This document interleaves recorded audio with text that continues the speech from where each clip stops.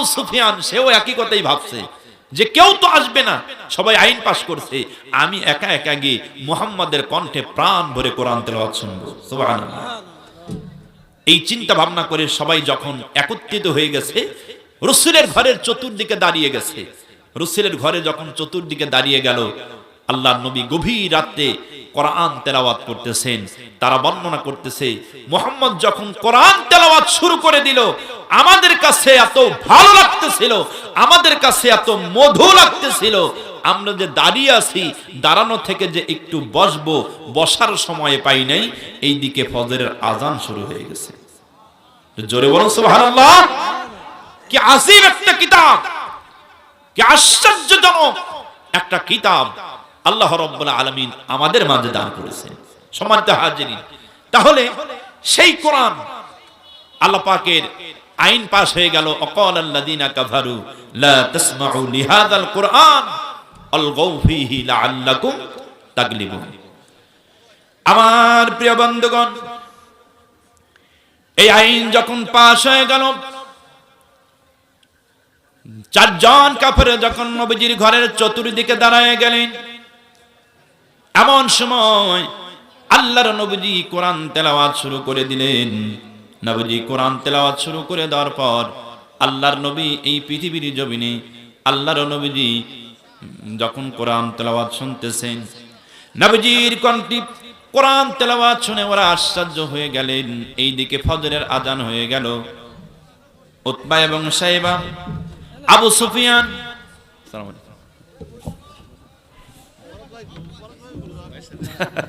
আলহামদুলিল্লাহ মোহাম্মত ভালো হচ্ছে, যার কারণে প্রতিদিন দেখা। খুব খেয়াল করেন বন্ধুগণ, উতবা এবং সাইবা, আবু সুফিয়ান চারজন মিলে মনে মনে চিন্তা ভাবনা করতেছে, রাত্র ফরসা হয়ে গেল, আমরা এই আইনটা পাশ করেছি, এখন যদি কাফেররা আমাদেরকে ধরে ফেলে আমাদের নেতাগিরি শেষ হয়ে যাবে, যার কারণে ওনা মনে মনে ভাবতেছে আমাদের পালায়ন করতে হবে। পালায়ন করার জন্য চারজন চারদিক থেকে বের হয়েছি। যখন চারজন চারদিক থেকে বের হয়ে গেল, চারজন কাফেরেরা সামনাসামনি সাক্ষাৎ হয়ে গেছে।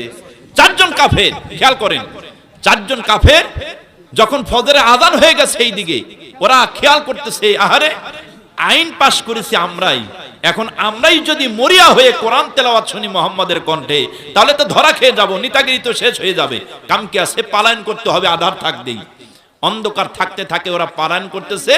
চতুর্দিক থেকে ভিড় করে সামনাসামনি চারজন হাজির। আবুল আহাব ডাক দিয়ে বলতেছে, আবু সুফিয়ান কোথায় গিয়েছিলে? আবু সুফিয়ান ডাক দিয়ে বলতেছে, আবুল আহাব তুমি কোথায় গিয়েছিলে? ওরা বলতেছে, দেখো আমরা তো ধরা খেয়ে গেলাম, আমরাই গতকালকে আইন পাশ করেছি মুহাম্মাদের কণ্ঠে কোরআন তেলাওয়াত শোনা যাবে না, এখন আমরা নিজেরাই যদি এরকম হয়ে যাই তাহলে সাধারণ মানুষের কি হবে, যার কারণে তোমরা হাতে হাত রাখো। ওই সময় কাফের বেঈমানেরা হাতে হাত রেখে ওরা আইন পাশ করেছিল, কঠোর আইন, খবরদার আজকের থেকে কোরআন শোনা যাবে না, মুহাম্মাদের কোরআন তেলাওয়াত শোনা যাবে না, বরং কোরআন তেলাওয়াত তো শোনা যাবেই না। যেই জায়গায় কোরআনের আলোচনা চলে, যেই জায়গায় কোরআনের তাফসীর চলে, সেই জায়গায় গিয়ে হট্টগোল বাঁধাও, মারামারি বাঁধাও, 144 জারি করে দাও, বিজয় তোমাদের হয়ে যাবে। এই ধারণাটা ছিল কাফেরদের। কাদের ধারণা ছিল জোরে বলেন? কাফেরদের ধারণা ছিল। আর এই ধারণাটাই আল্লাহ পাক আজ থেকে ১৫০০ বছর পূর্বে এই কোরআনে সূরা হামিম আস-সাদ্দার ভিতরে কোট করে দিলেন, যেন পৃথিবীর সব মানুষ জানতে পারে আর বুঝতে পারে যারা এই পৃথিবীতে যারা আসবে, কোরআনের বিরোধিতা যারা করবে, তাদের পরিণতি কেমন হয়েছিল এবং তারা কিভাবে কোরআনের বিরুদ্ধে আইন পাশ করেছিল। আল্লাহ পাক সেই কথাই কোরআনে বলে দিয়েছেন।